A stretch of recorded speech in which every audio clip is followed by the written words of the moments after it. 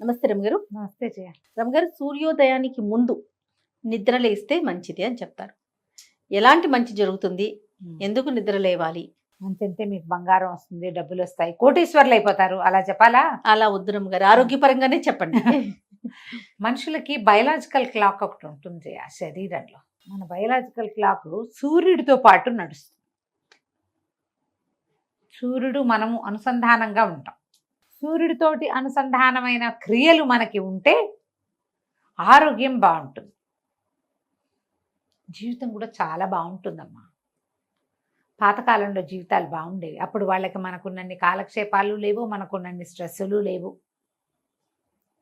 ఇలాంటి సమస్యలు కూడా ఉద్యోగాలు ఇలాంటివి కావు కదా. అంతేగా, ఉద్యోగాలు, జీవన విధానము, ఈ పాఠశాలలు, స్కూళ్ళు, కాలేజీలు, ఆఫీసులు, పరుగు ఉరుకు, వీటన్నిటికి మించే ఇన్ని అవసరాలు లేవేమో. ఇన్ని అవసరాలు లేవు. ఇప్పుడు అవసరాల కోసమే కదా రమ్మగారు పరుగులు పెట్టేస్తా ఉన్నాం. అంతే కదా, జీవితం ముందుకెళ్తుంటే మన అవసరాలు పెరుగుతూ ఉంటాయి. ఎప్పటికప్పుడే చేయ మన ముందు తరాలు, మన ముత్తాతలకేమో మన తాతల పద్ధతులు నచ్చల. ఏమిటి వీళ్ళు ఇలా చేస్తున్నారు అనిపించేది. మన తాతలకి మన నాన్నల పద్ధతులు నచ్చేవి కాదు. వీళ్ళు చదువులు ఏమిటో, ఈ కాలేజీలు ఏమిటి, గోళ ఏమిటని. మన నాన్నలకి మనం నచ్చం.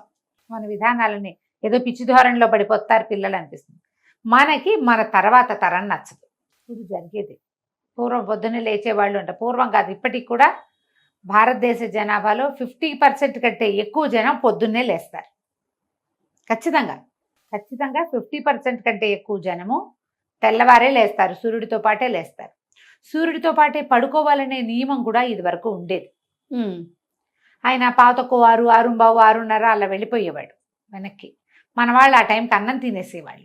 అవును, మనం ఒక్కళ్ళమే. తెలుగు వాళ్ళ సామెతలే కాదు, గూట్లో దీపం నోట్లో ముద్ద, తెలుగు వాళ్ళ సామెత ఒకటే కాదు, అందరూ ఇంచుమించు అన్ని రాష్ట్రాల్లోనూ అదే ఉండేది. ఎందుకంటే ఏ రాష్ట్రంలోనూ కరెంటు ఉండేది కాదు. కరెంటు లేదు. దీపాల వెలుగులో తినాలి, వండాలి. అందుకని కనువెలుగు ఉండగానే పొయ్యిలు అంటించేసుకుని వంటలు చేసేసుకునేవాళ్ళు. చంద్రుడు పూర్తిగా పైకి ఎక్కిపోకముందే పడుకునేవాళ్ళు. ఎర్లీ మార్నింగ్ లేచి పనిచేసేవాళ్ళు. పూర్వం మన పనులన్నీ కూడా వ్యవసాయ ఆధారిత దేశమే కదా మనది. మొదటిది వ్యవసాయము, రెండోది చేతి వృత్తులు. ఈ చేతి వృత్తుల పనులలో 50 to 70% పనులు వ్యవసాయానికి సంబంధించినవే కదా. అంచేత ఏం చేసేవాళ్ళు, వాళ్ళతో పాటే వీళ్ళు పొద్దునే లేచి పనిచేయాలి. పైగా రాత్రి 8 కాకుండా నిద్రపోయిన వాడికి పొద్దునే తెల్లారి 4ంటికి మెలకు రాదు. ఖచ్చితంగా వచ్చి ఆటోమేటిక్గా వస్తుంది. క్రమంగా ఏమైంది, మనకి తరాలు మారిన కొందికి మనం ఈ విధానాలు ఇట్లా అవతలకి పోయినాయి. మన క్లాక్ జరిగిపోయింది. నువ్వు గమనించి జ్ఞాపకం చేసుకుంటే మీరు ఎవరైనా సరే, ఇప్పుడు నేను ఒకదాన్ని చెప్పటం కాదు, నేను ఒకళ్ళ అంటం కూడా కాదు జయ. లోకం ఇట్లా మారుతూ ఉంటుంది. ఆ మారే లోకంలో మనం ఉన్నాం. అవును, మన తాతల నాడు లేదా మన నాన్నల నాడు, ఇప్పుడు మా నాన్న అంటే 90 years కనీసం, నా అంత కూతురు ఉండాలంటే 70+ ఉండాలి కదా తండ్రులకి. అప్పుడు మన చిన్నప్పుడు మన తాతగారులు ఎవరైనా ఎక్కువ మంది డయాబెటీస్ మాట విన్నామా? రేర్గా ఒక డయాబెటీస్ కనబడేది, చాలా రేర్గా జయ. డయాబెటిక్ వాళ్ళు చాలా రేర్గా ఉండేవాళ్ళు. ఎవరికైనా ఒకళ్ళకి డయాబెటీస్ ఉంటే వాళ్ళ ఇంట్లో తర్వాత తరాల్లో ఎవరో ఒకళ్ళకో ఇద్దరికో కనపడేది. అంతే. స్కిన్ ప్రాబ్లమ్స్ వాళ్ళు తక్కువ, అనారోగ్యాలు తక్కువ, చిన్న వయసులోనే మంచాన పడి తీసుకున్న వాళ్ళు తక్కువ, అకాల మృత్యువులు తక్కువ. అప్పట్లో మనకు బాగా కనపడేవి ప్రసూతి మరణాలు. అవునండి. పురులలో చంటి పిల్లలు చనిపోవటాలు.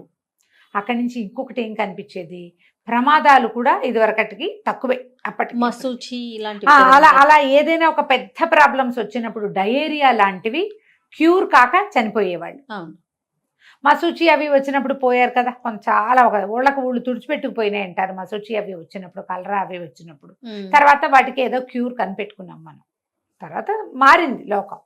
ఇప్పుడు జనరల్గా అవి తక్కువ.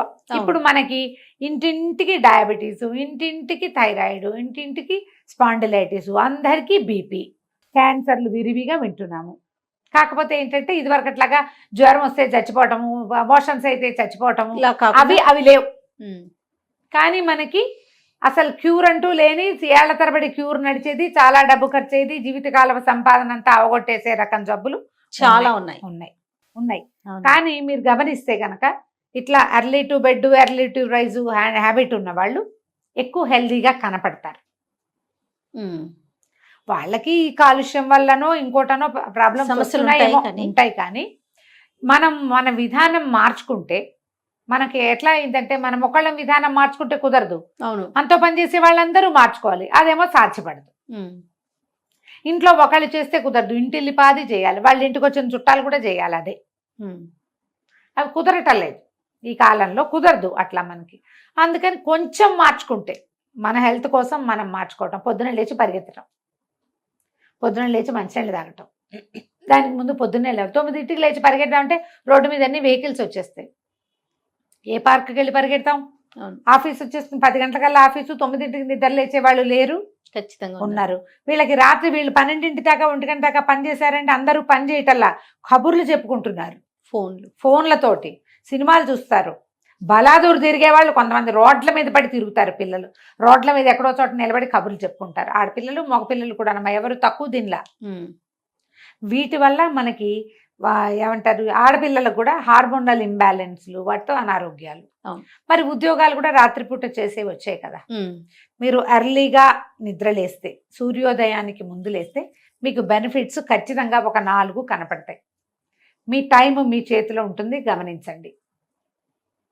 మీరు ఎప్పటి నుంచో చేయాలనుకుని మానేసిన ఎక్సర్సైజులు అలాంటి వ్యవహారాలన్నీ మీరు చేసుకోగలుగుతారు. మీ తిండి కరెక్ట్గా అమరుతుంది, మీకు ఆహారం చెడదు.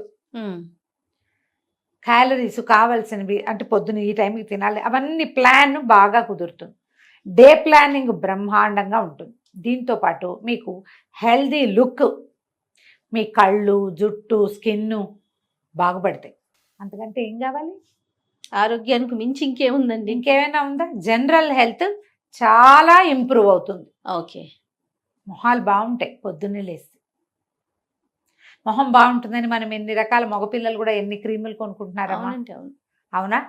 మనం ఎన్ని ప్రయత్నాలు చేస్తాం. ఆ హెల్త్ డ్రింక్, ఈ హెల్త్ డ్రింక్, ఆల్కలైన్ వాటర్, అవేవో వాటర్, కీరా నీళ్లు, బీట్రూట్ నీళ్లు.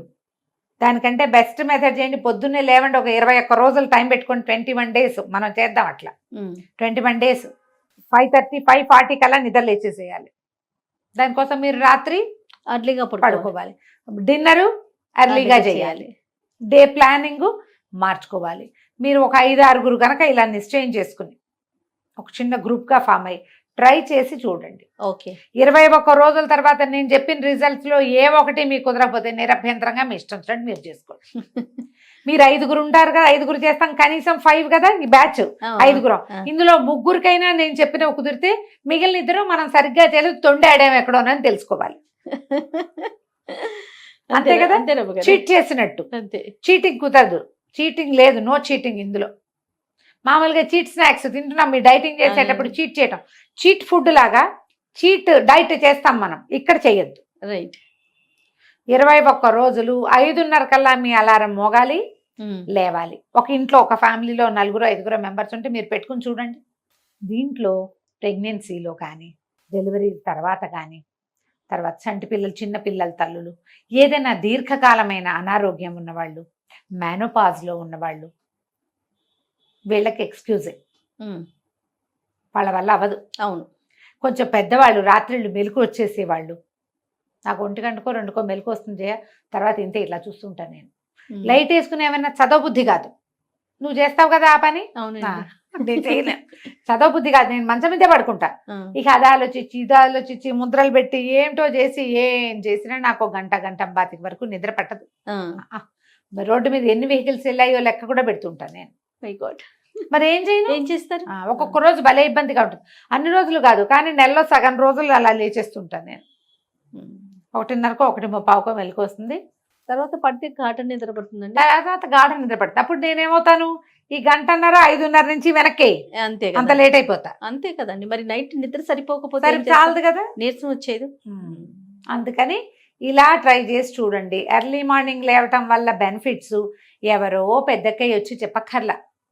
ఒక నెల రోజులో 21 రోజులో మీ అంతటా మీరు ట్రై చేసి తెలుసుకోండి. బెనిఫిట్ కనపడితే మనం ఏం చేస్తాం, ₹1 లాభం కనపడితే అదే చేస్తాం, అంతే కదా. అది చేయండి తప్పకుండా. అప్పుడు ఇండియా హెల్దీ ఇండియా అవుతుంది. నమస్తే.